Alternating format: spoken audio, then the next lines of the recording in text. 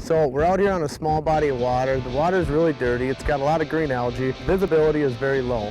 So we chose flicker shads. Flicker shads have a nice rattle. They can call up the fish in the dirty water. They have the same shape as a lot of the forage that's in this lake. There's a lot of perch, a lot of bluegill, a lot of different panfish in this lake that flicker shad do a really good job of matching. So we started out with a variety of colors. We got natural gold, natural perch, and fire tiger, which is enhanced perch. It's just a bright perch color. Another thing to figure out in the fall is what speed do they want it. So being a small lake, you're turning, following contours.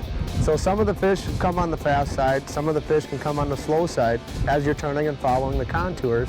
Let the fish tell you what speed they want the flicker shad. Thanks for watching. Hit the subscribe button and click on the bell to stay up to date with the latest tips and techniques to help you get the next bite.